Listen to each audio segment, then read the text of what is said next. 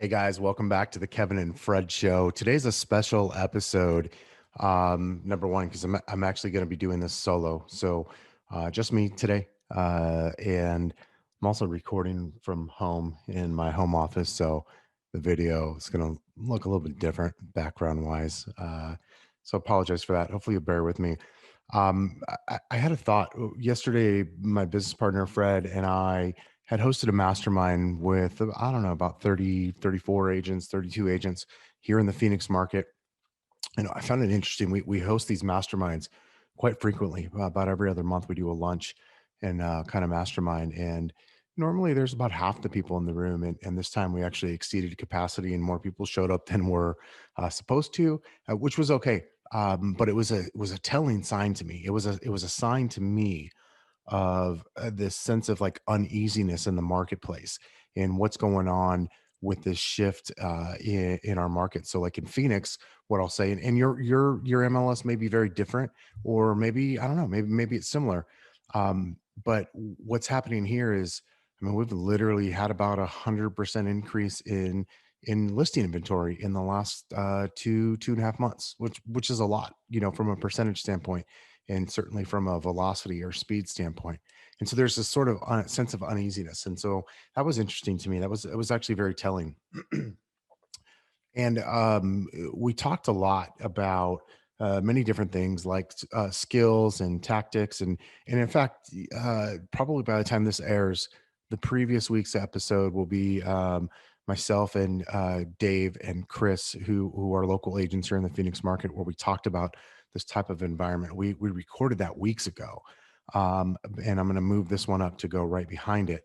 And so one of the things, we talked a lot about skills and just different skill sets needed in a shifting and adapting market. One of the things that also kept coming up was about expenses, right? And not necessarily about sounding alarms, but just expenses and in general, and being aware of what your expenses are, what you need, what you don't. Probably not just in your business, but in personal life too. And it reminded me of an article I wrote for Inman News right back at the beginning of coronavirus first popping. And what's interesting, because nobody really knew what was going to happen. This was like, I think, March when I published this, and so it was very early on. And I know in our business, Fred and I were very prepared. We were making decisions both in real time, as well as preparing to make more decisions in the future based on kind of what happened. So I wrote this article, and I thought I would just kind of share with you some of the thoughts from it. I titled it "How to Tighten Your Team's Belt Right Now." And so I'm actually just going to read part from it. I may kind of go into more observation as I shift back, because again, I wrote this well over 2 years ago, but I wanted to change it, or I wanted to read it to you. It starts like this: Change isn't easy. In fact, sometimes it can be downright unpleasant. However, in uncertain times like these, more than ever, you've got to be willing to be a leader and accepting of change, especially when it comes to your team. Or you can insert just like your business or personal financial commitments. Tim Ferriss wrote in his best-selling book, The 4 Hour Work Week, that, quote, many a false step was made by standing still. And I have to tell you, I know this to be true, especially in times like we're experiencing right now. Again, I wrote this in March of 2020. So here we are. I'm recording this June of 2022. Significantly different. Like a lot of things have changed in the last 2+ years. The past decade or so has been good to so many people in our industry. And if you look back at most of the podcasts, the classes, coaching programs, talks you've attended, et cetera, in the industry, it's been all about growth, selling more homes, hiring more agents, more and more and more and more. And I get it. We're a part of it all. But the reality is there's some serious financial stress going on behind the scenes for so many, maybe even for you too. And if not yet, like to come. And so if you don't act now, there might not be a tomorrow for your business. So here are my 3 steps for tightening your team's belt right now, or tightening your business's financial belt right now. Step 1, know what to cut and take immediate action. Uh, Listen, I know it's easy to overspend, especially when times are good. But do a little exercise this week. Take account of all business expenses over the last 180 days. So 6 months. And I mean literally every expense. Hopefully you run all of your business expenses through a business account, or like one credit card or one debit card.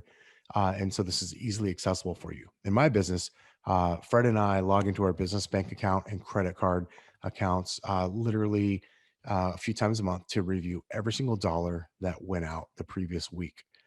So we want to know hey, is this abnormal? Is there something on here that doesn't look right? Um, Notice I didn't say get out your P&L statement because too far after the fact. I want to see the line items every single like week, right, for each expense. And then what Fred and I do is we ask ourselves, is this out of the ordinary? Like, did we find something that doesn't look normal? Is it a one-time charge? Could we live with this? Could we live without it? Or I should say, do we need this? Could we live without it? Would production go down if we didn't have this cost and expense, and so on? I was talking to my friend of mine, now colleague, by the way. Man, so happy to say that. Talking to a friend of mine, Leo Pareja. You might know Leo, co-founder of Remind, the software. He's also the former number one Keller Williams agent in the entire country. Um, but he's no stranger to recessions, and Leo is not a stranger to making tough business decisions. His advice to me and all agents around the country was simply figure out what you need to cut and then cut fast and cut deep. Now let's get out the marker and look for some fat to trim. All right, so that was step one. Step two, consider going virtual. All right, oftentimes a real estate team spends a lot of money on physical space, especially in up markets when the team is growing in size. It's easy to justify more space than what is needed. But let's get real for a moment. Do you need all of that space? Does everyone on the team need a desk or an office? My gut and my experience tells me that the answer to that question is no. So if you're subleasing from your broker, it's likely you can get out of your lease in 30 days or less, or at least make your commitments smaller. Maybe you have two or three offices, maybe you go down to one or two, right? So my suggestion is this: just give it a try. With so many tools out there like Zoom and for video conferencing, Slack, Facebook Workplace, all these other tools that we've really, again, I wrote this in 2020, March of 2020. Here we are in 2022. It's like, yeah, no, duh. There's no reason to take up as much space. A lot of people have started to take up more space again because things have been so good now for so long. And step three is people, right? It's time to have the talk with your people. When I say your people, I mean the people employed by you, both W-2 and the agents who are like not technically employed by you, but they're like 1099 contractors and members of your team. It's time to get more from what you have. I suggest sitting down with your team, being honest and open with them. By the way, I suggest doing this in good times and bad, and tell them what's going on. Don't leave it up for them to guess. Make sure they know where the business stands and where they stand. If you have team members who aren't clear on what their job is, what their roles are, what the mission is, now is the time to get crystal clear. If someone isn't pulling their weight, then it's time for them to fix that or go elsewhere. You cannot afford to have too much staff on payroll or have independent contractors, agents who aren't giving their full effort. Was reading a blog post by my friend Brandon Green the other day on something he wrote, and something he wrote stuck out to me. And I just really resonated with it. He wrote, entrepreneurs who are moving quickly right now to lead by right sizing expenses and adjusting their model, changing their offerings will be rewarded and take serious market share in 2021 and beyond. So funny. I'm going to go ahead and say 2022 and beyond. I couldn't agree with that more, with that quote by Brandon. I know times might get hard, but you have to know this is actually an opportunity for you. It likely doesn't feel that way, but it is. If you can and do take these steps and then take these steps again and again, you'll find is that you're capable of so much more than you've ever realized. You'll look back and realize not only did you survive the tough times, and trust me, tough times are coming, but you'll realize you have a much more secure and stable business with more market share than you ever knew possible. And here's the kicker: it actually is these tough times that make that possible. It just isn't pleasant in the interim while you're at it. All right, that's the end of my article. And so many more thoughts I want to share on that, but I think I'm going to leave this week's episode at that. Sorry for the crappy video. I know I'm up close and I needed to use this good microphone or better microphone. And so that meant I was using this video camera. So anyways, thanks for listening as always to the Kevin and Fred show. Please, please, please, please do me a favor. If you thought this was a good episode, it's short. Maybe this is something you can share with somebody in your office, an agent friend of yours, maybe not even share it on social media.